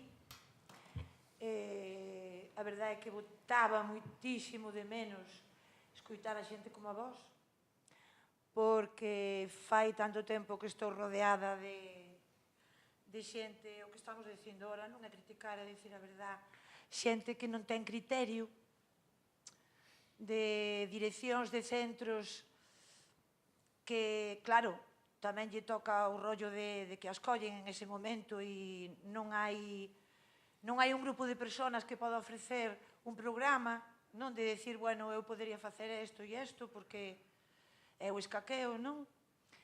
E que me identifico moitísimo co que decides, que me encanta escoitar o que di Mini, así, con esa forma poética que tes de contar as cousas, que despois de tantos anos de dar clase doume conta desa frase que sempre nos decían de onde ves, o sea, tes que saber o que queres, xa non me sale, estudiando primeiro ou pensando de onde ves, non, cal é a tua orixe, cal é a tua orixe. Eu nunca me importou, por exemplo, a orixe da miña familia, pero dome conta de que o estudiala non, o preguntarlle a meus pais e a miña avoa e a tal, pois doume conta de que se repiten na miña vida moitísimas cousas, non? E que esa falta de criterio que hai nos ensinantes, pois é unha pasada. É unha pasada porque nos leva a pregarnos a cousas, non quero falar outra vez das programacións, pero esa incoherencia de facer cousas repetitivas que non levan a nada, que estás cansada de saber o que queres para os teus alumnos despois de traballar tantos anos, que o tes clarísimo o que queres, e que che veñan dicindo que tes que cubrir esos papéis, que estou totalmente de acordo co que di Mini, é dicir, eu a estas alturas négome, é dicir, eu son de bioloxía, dou clases de biología, xa me poderían decir que dera a miña clase en castelán. Que eu negaríame. E como non me iba a negar? Como vou a dar a miña clase en castelán? Como vou chamarlle a Berzacol? Ou ao Carballo Roble? É que non ten sentido. Entón, esa falta de criterio, pois a verdade é que me dá moita mágoa, pero bueno, a verdade dame igual. O que pasa que sempre depende do voluntarismo da xente. É dicir, Alexandra, eu douche a miña noraboa das cousas nas que estás metidas. É dicir, non sei como tes tempo a dormir. Eu a verdade é que non son capaz, o sea, non son capaz de dicir que non. Ese é o meu problema. O meu problema é que non son capaz de dicir que non. Porque a medida que pasan os anos, pois fago máis cousas, pero porque me gusta, claro. Claro. Porque son feliz así facéndoas. Sí, estás na guerra. Bueno, ya... Tocaches un tema tamén que non tocáramos, creo, que é moi importante, son os equipos directivos. Eu levo 6 anos nun equipo directivo. Entrei porque plantexaronme, daquela non tiña a filla que teño agora, e a verdade hoxe, o mellor non teria dito que sí, pero, bueno, daquela díxeno. E díxeno porque creo que hai que estar en todo.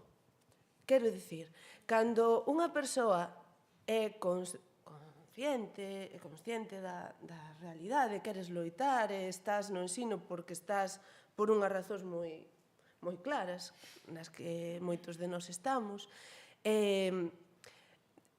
non deberíamos ser cómodos. Estar nun equipo directivo xa ora que non é cómodo, pero ás veces temos que estar, porque que senón, que é? Despois queixámonos, porque claro, os equipos directivos deciden cousas, non tantas como pensamos, porque ás veces, pois bueno, venos moi marcado desde arriba o que podemos facer e o que non, pero bueno, pero hai cousas que, por exemplo, eu preguntei, esta vez, eu agora estou como directora en funcións, non sei se vos lo dixen ou non, porque está o dire de baixa desde decembro, e na folga esta pasada, no meu centro, eu lembraba que na vez anterior houbera que apuntarse. Os que fomos á folga apuntábamos, non? Bueno, pedíronnos que nos apuntáramos. E a min eso parecíame que non estaba cos dereitos do traballador. Entón o xefe de estudos preguntoume o día antes da folga: hai que facer unha lista? Agora mando eu, non se fai a lista. Quer dicir, é que haberá que facer. Entón, haberá que estar. Eu creo porque senón estamos nas mans de quen estamos. Hai profes e profes. Non todos somos do mesmo pau. Eu non sei moito de equipos directivos, nunca estiven. Bueno, si, fui un director do Colexio Público de Brates durante 20 anos, pero era director Bedel, señora da limpieza e todo o resto, non? Non sei. Non me gusta nada iso de ter que facer un... Sei que a última directora que estuvo en Boimorto, cando estuve no colexio, presentou un plan de dirección, unha historia... Eu creo que non fai falta. Igual que non facían falta reunións formais. Eu poño por caso, cando nós as reunións realmente pedagóxicas tiñámola no bar de enfrente, que era onde íbamos tomar café, os que non estaban de garda, e era onde dicía que facemos agora polo entroido. Bueno, eu encárgome de facer isto, bueno, pois podemos... E xa estaba. E os que viñan de novo, os que estaban de interinos, os que... xa se integraban porque non lles quedaban máis narices, non? O problema está cando o centro é, como está pasando agora, un centro de paso, non? Entonces nunca tes, non hai ese formento que había antes o levedo para que a masa siga levedando. Entón non sei, non entendo moito deso. Eu entendo as cousas que se fan así por vontade, por coordinación espontánea. O problema é que non sempre agroman esas cousas. Claro.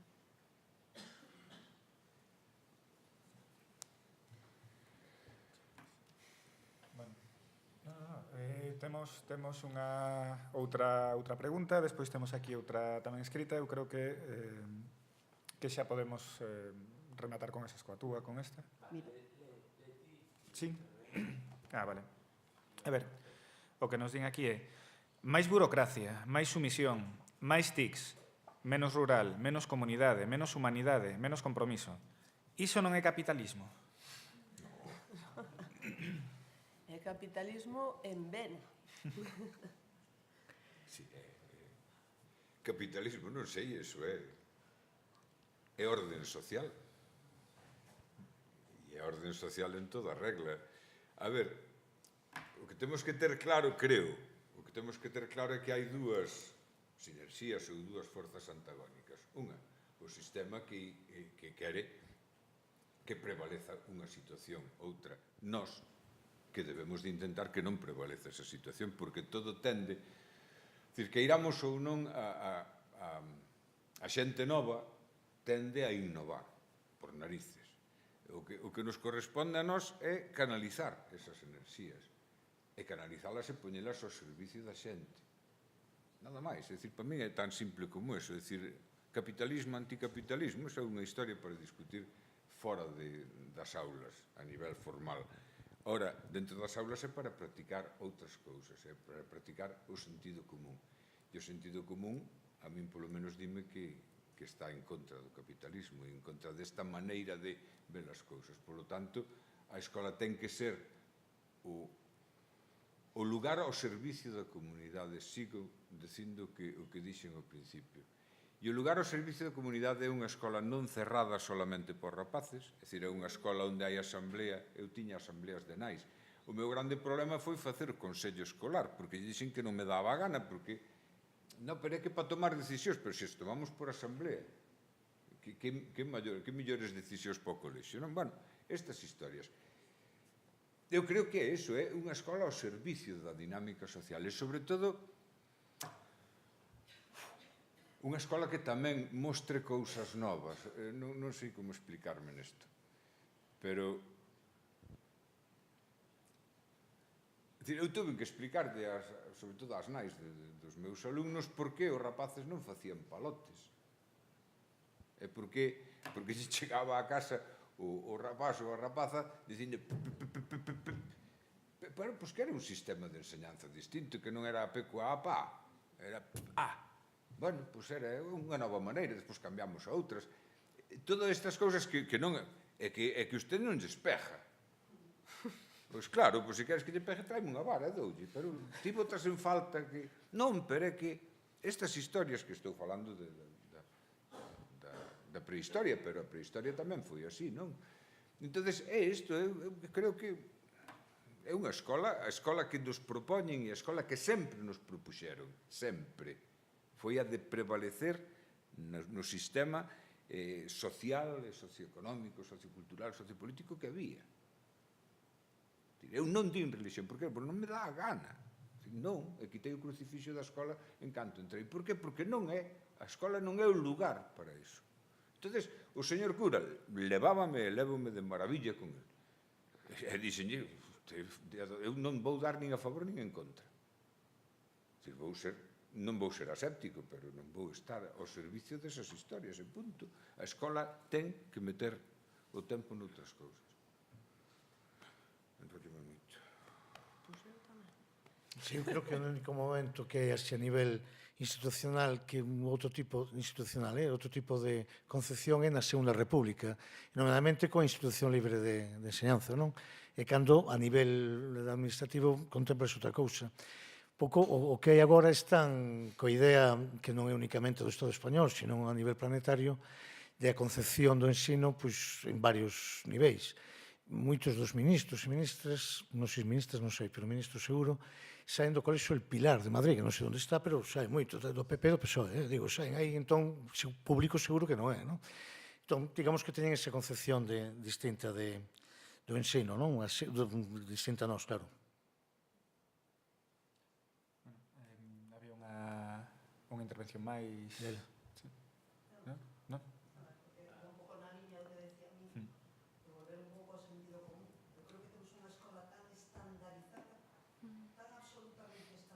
Chegan a unha hora, lingua galega, abren o libro, fame, terminan, lingua castelá, seguinte, dan o mesmo que se está en Lugo capital, que en Boimorto, que en Corme, que en Vigo.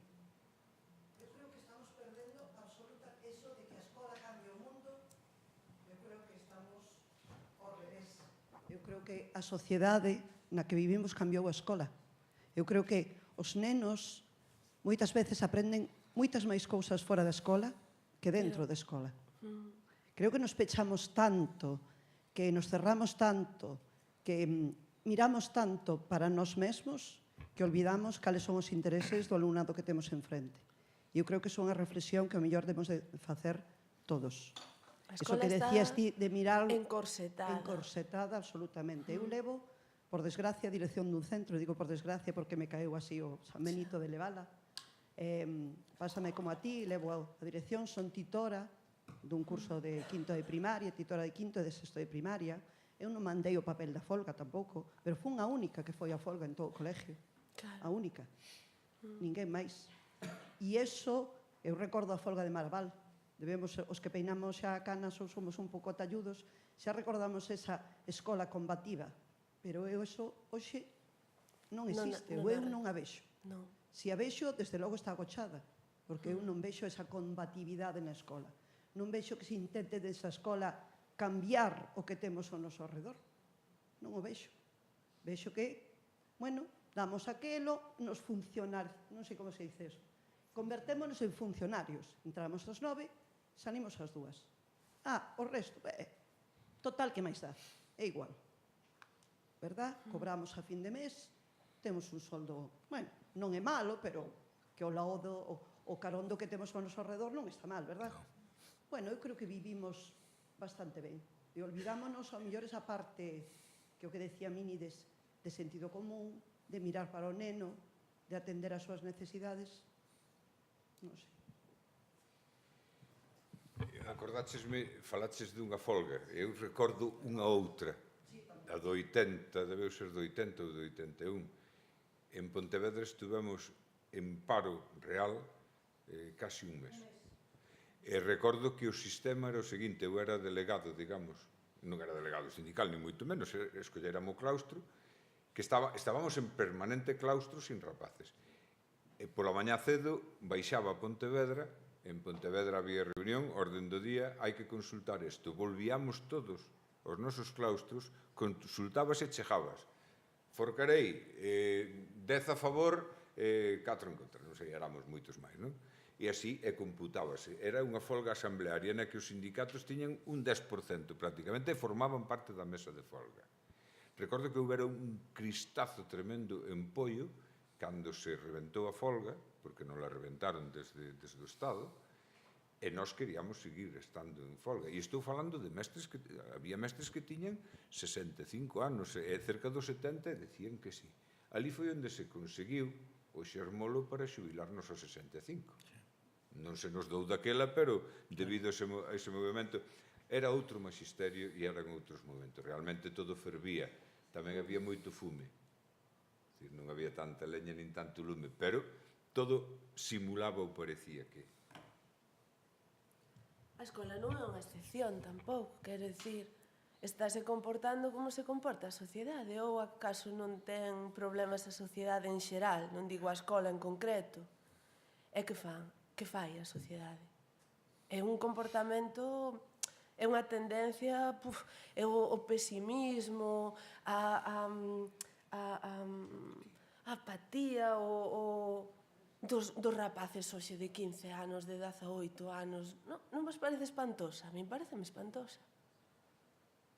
Esa descrenza, non sei, están como... Bueno, eu agardo non chegar a estar nunca así, pero como se está ao mellor aos 60 anos ou aos 70 despois de ter feito moitas cousas e que dis, bueno, agora pa que? Eles aos 15. Sí, non sei. Pero é unha eiva da sociedade, non é... A escola é unha máis que está nese camiño cara non sei, cara o harakiri, como non. Perdón, matache? Claro, como todo mundo, pois vexo dende a miña perspectiva, non? Eu teño a inmensa sorte de estar con uns seres humanos extraordinarios que se chaman mestras de infantil. É un ser humano aparte, de verdade, o digo totalmente en serio. Entón teño a sorte porque, como dixen antes, pois somos 21 persoas en total e hai pois 8 titores de infantil, varias de apoio, non sei cantas son de infantil, pero digamos convivo todos os días con unha, a que está leva un curso, pero bueno, estiven con varias compañeiras así, a última, antes desta estiven con unha 4 anos, que unha relación así moi persoal moi intensa, e son unha mestra infantil está preparada para un montón de cousas. Eu aprendo moitísimo, estou falando de verdade do cerebro, pero co corazón na man. O sea, eu aprendo moitísimo todos os días das mestras de infantil, da ilusión que teñen, como tratan, limpan os mocos ao mesmo tempo que lles enseñan a clasificar, pero ao mesmo tempo, no bolso teñen de todo, absolutamente de todo, tipos de diferentes tipos. E unha mestra infantil ten unha ilusión que a mí me encantaría ter durante toda a vida, unha ilusión que eu creo que manteño máis ou menos, dende que rematei magisterio, antes de rematar magisterio, pero sei que estou vivindo unha situación excepcional no ensino, que un crai estar en contacto con eses seres humanos extraordinarios que son as mestras de infantil, non? Entón, a miña visión é máis positiva, máis optimista. Eu creo que sí se están facendo cousas, creo que na educación infantil estáse traballando moi ben, están facendo cousas que van a sair no futuro. Creo que hai despois unhas etapas que o alumnado perde o contacto con a mar e a sabiduría. Mira, eu todos os días teño que decirles que hai que marchar, porque temos que marchar, pero sempre se queixan porque teñen que marchar. Todos os días, absolutamente. Iso para min non se pode traducir en... Tive unha gripe que me derrotou por primeira vez este curso e levo con a voz tomada dende hai semanas. Teño que convivir, digamos, o convivo con esa ilusión. Pero eu sei que despois, máis adiante, cando van ao colexio, sobre todo, pois, fálame compañeros e compañeras de ESO, que é distinto todo, pero eu a realidade que vivo, intento non idealizar, pero eu vivo unha realidade de xente que está facendo cousas. Na folga, somos 21, fomos 11. Quixémonos todos de que hubo moi pouco tempo para preparala. A min as folgas gustan a preparalas e ter a asamblea familiar para decirlle que no mellor dos casos, se me poñen a parir, que sexa con coñecemento de causa, non polo que di a televisión. E gustame informar, non tive tempo porque eu considero as familias cómplices do que estamos a facer, polo menos nestas etapas, son cómplices. Eu considero a comunidade educativa, esa palabra que saiu en algunha lei, pero, bueno, considero que é real, é dicir, as familias teñen que ter un contacto coa escola e temos que decidir nós, de logo, non? Pero temos que ter moito contacto. Eu, nese sentido, non é que sexa optimista, digamos, teño unha visión positiva.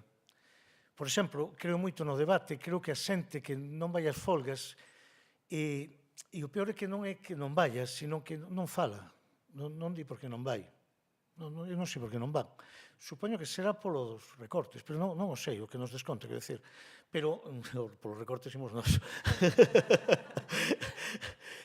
Supoño, pero non o sei, porque non falan. O sea, non din, mira, eu non estou de acordo coa folga con isto. Non o din.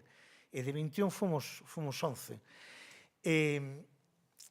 Eu creo que, por exemplo, eu vou dicir unha cousa. Mirar, eu levo vivindo onde vivo dende o ano 84. É dicir, eu dixen antes que estaba no CRAD no ano 2003, pero cheguei no ano 84 ao sitio onde estou dando clase, no patio ese, pero en vez de estar onde estaba agora, en primaria estaba en infantil. Fui un mestre de infantil no ano 84. O primeiro que tuvemos foi unha asamblea con os nais e saíron varias cousas de ter o material en conxunto, para fomentar que é o material de todo o mundo, non hai lápices de primeira, de segundo, senón o material de todo o mundo, e saiu do tema de que daba clase en galego no ano 84. E entón dixen que sí, que daba clase en galego. Expliquei por que daba clase en galego. Entón, houve unha nai que dixo que por que daba clase en galego, porque se despois iban a Suiza, que en Suiza non falan galego. Eu lle aclarei que en Suiza non falan suizo, como moita xente pensa, non? E tampouco falan castelán, non? Entón, eu o que pretendía era que, en un momento, fóramos a Suiza, sí, de vacacións, a ver algo e tal, pero non que a solución do povo galego fora emigrar, non? E saiu inmediatamente outra nai, que actualmente é veciña miña, non militante, nada, unha nai, dali, e dixo, pero como un galego? Pero que problema tes co galego, non? Entón, dixo que se ela tuvera que dar clase de castelán, teria que aprendelo, que non o sabía. Ben, quero dicir que falando, non tiven problema. Por suposto, como sabe o inspector, este e o anterior, dou clase en galego de matemáticas e para demostrar unha vez que veu de visita, o inspector non é unha persoa, digamos, progresista e non se molla moito, non? Pero, bueno, é unha persoa así progresista, digamos, ben? Non ten unha visión de... Eu, casualmente, estaba facendo un xogo con birlos, que era contar as unidades, decenas e centenas, pero con birlos, non? Os tirando unha pelota, entón caían os birlos, que fixéramos nós e tal. Claro, todo aquilo en galego, non? E realmente, pois, alegreime de que viñera de visita xusto cando estábamos facendo un traballo manipulativo en matemáticas e en galego, non? Era como para demostrar que, efectivamente, pois, digamos que non vai haber ninguén de Galicia bífida, máis que bilingüe, que me ordene por onde ir. Non, eso estou moi maior xa para admitir eso. Eso sí que, noto o paso dos anos, xa non o soporto. Entón, pois non vou facer efectivamente eso. Entón, eu quero dar, digo, esa visión positiva de que hai xente que se está facendo cousas. Mirade, levo, dentro do ano 84, iso motivou que algunha nai, dúas, que me veñen ahora a cabeza, de alumnas que teño actualmente, foron alumnas miñas de infantil, cando tiñan 5 anos. E ahora son nais de alumnas destas, non? E son, teño que decilo, grandes defensoras do público, grandes defensoras do galego, falan. E noto unha cousa que decía Mini, que eu creo que é unha palabra que debemos de recuperar, porque se nos vai, que é o do cariño, agarimo, non? Eu noto un cariño enorme cada vez que salo, pero, bueno, enorme, non? Entón, eu teño unha visión positiva de que poden ir as cousas por outro lado, de verdade. Pero sei que estou vivindo unha excepción, non? Así que estou vivindo un soño da adolescencia.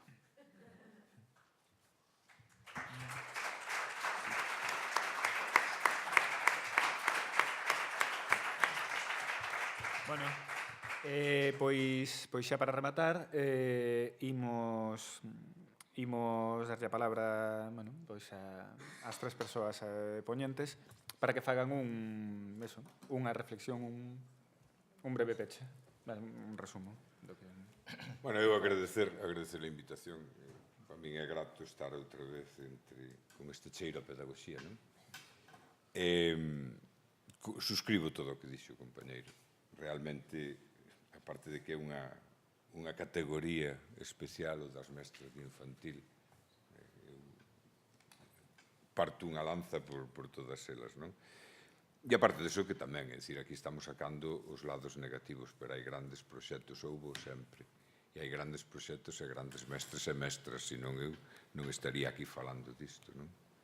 E hai xente que curra e hai xente que dá o que hai que dar, non? Moita. Eu quería resumir para min, posto que aquí estamos a falar de educación ou de escola no rural, unha bella reivindicación da Mesa de Ensino e de Educación no Rural, a que pertencín e pertenzo, ainda que estamos de capa caída, e é a exixencia dunha formación específica para aquela xente que vai a dar clases ao rural, non? Unha formación específica non só en pedagogía, en psicoloxía, en artes escénicas, en esas historias, non? Senón no outro. É dicir, aonde debe camiñar o noso país, o noso rural, si este país, que é certo, vai necesitar dun rural forte, porque se aveciñan tempos que vai ser necesario, mirad, as terras agrícolas que están hoxe en intensivo en todo o mundo, non dan para máis, un 1% máis. E a alimentación vai ser un problema. E este país é un país riquísimo en potencialidade de fabricación de alimentos. Por tanto, nós vamos necesitar no futuro, e cando digo nós estou falando dos nosos netos e dos que virán, dun rural forte, dun rural productivo, dun rural poboado e dun rural con xente orgullosa e capacitada para facelo vivir dignamente. E neso temos nós moito que dicir, sobre todo tedes vós moito que dicir, na preparación consecuente da xente para todo iso. Sempre se nos dixo, a min reprochábaseme, eu co do galego teño unha anécdota un pouco distinta, cando na unitaria tiña casi 30 rapaces e rapazas de 5 cursos e acababa ás 5 da tarde, pois xa tiña a cabeza así daquela maneira, collía a cana de pescar e baixaba ao río, ao Tambre, que eu teño ali cerquiña, non? E un día topei cunha boa dunha alumna que estaba sachando no millo. E claro, paras, porque na aldea hai tempo para todo. E saleu a conversación, entón expliqueille por que lles daba clases en galego aos rapaces. Estivemos falando do gallego, e tal, destas historias e tal, e cando acabamos, pois pasou unha mau pola cara e dixe, maestriño, e usted que o podía falar e non o fala? Co cal, quero dicir que perdín media hora, perdín o tempo intentando a convencer, porque o convencemento ven co tempo. Nós temos que ser conscientes de que, cando damos clase, non pensamos en que dentro de 10 ou 15 anos vamos ver ese monstro cabezudo, vámoslo ver feito un home ou unha muller de verdade, e que nos vai contar cousas, e que nos vai ser parte do que nós fixemos. E iso temos que ter presente, porque o futuro está nas nosas maus na medida que nós queiramos. Está o futuro, ese futuro máis lóxico, máis de sentido común, máis humano, está nas nosas maus, porque nós seguimos sendo o espello no que se miran os rapaces. Eu pouco máis podería dicir, eu creo, bueno, é repetir un pouco e ademais é que xa o dixo o Mini. Si que é verdade que así contra o final puxeme un pouquiño máis negativa, non? Ou máis pesimista, porque é a realidade na que está, pero desde logo creo nisto. Creo no cambio, creo en moitos compañeiros, moitas compañeras que traballan, bueno, o indicible. Eu co das mestras de infantil tamén, ademais, como teño unha pequena de 4 anos, pois, que vos vou dicir, a mestra da miña filla é unha cousa incrible, vamos, e ademais moi firme nos seus plantexamentos, en contra ás veces do que as máis queren e tal, porque somos produto do que somos e ela teno moi claro e é para sacarlle o pucho día sí e día tamén. Supoño que as mestras teñen algo de máis e as máis nunca se renden. A iso, algo mellor hai nas mestras de infantil, algo de relación coa maternidade, non sei. O que vos dixen, o que dixen antes e o que decía o Mini agora, necesitamos un rural forte, temos unha responsabilidade engadida educando nenos que viven no rural, porque eles tamén teñen unha responsabilidade grande, e é que, ademais de ser, pois, moitos deles galegofalantes e depositarios ou herdeiros dunhas tradicións e dunha música, ou mellor, ou dunha maneira de estar no mundo, nin peor nin mellor, pero a súa. Tamén teñen unha responsabilidade ecolóxica, porque a xente do rural é a xente que terma do noso medio, e o que o mellor aprendan na escola pois pode incidir na conservación dese medio. Falo, pois, por exemplo, en Castroverde, que agora mesmo está loitando mitad da poboación para poder poñer eucaliptos, que nos discriminaron os de Castroverde. En Pol podenos poñer en nosotros non, e iso é terrorífico. Entón, pero dígovolo que, bueno, se non se chega ás maus en algúns momentos, a cousa é moito diñeiro que se move aí. Entón, a educación, eu penso que polo menos se os pequenos e as pequenas saben algo do que ven cando ven o monocultivo do eucalipto, pois ven algo. E entonces ese empoderamento do que vos falaba do rural ten que ver con iso, e creo firmemente en que se pode facer, obviamente. Ben, eu creo que é unha tendencia que hai a nivel mundial dende hai moitos anos a desaparición de población do rural e a acumulación de población nas cidades.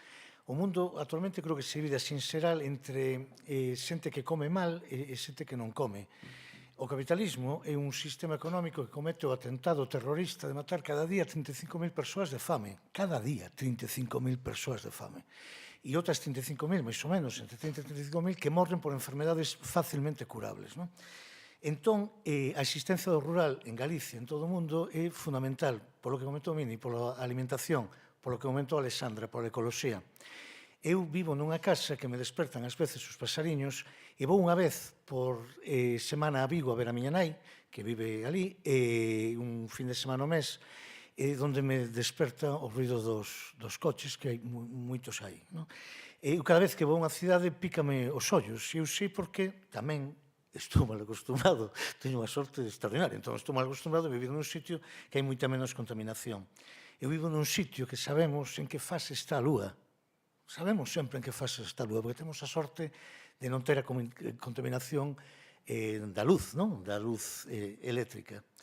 Eu creo que este sistema interesa máis os continentes que os contidos.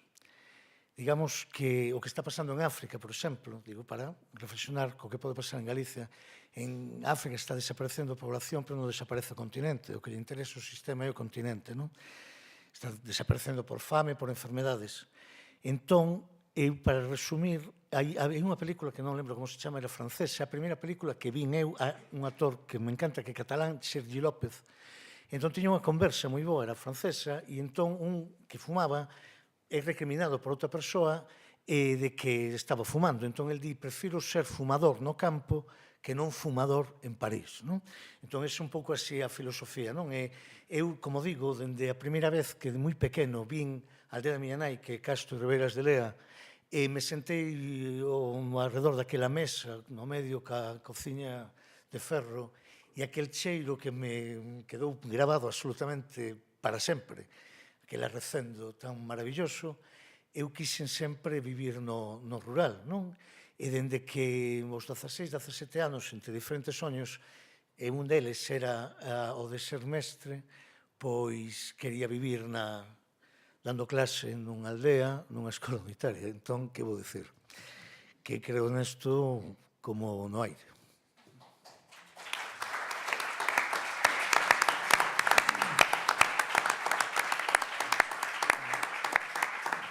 Bueno, pois nada, moitas gracias aos tres por participar, moitas gracias a vos por vir. Agora vimos facer un descansiño para eso, sí, o recreo. Comezamos de voltas 12:30.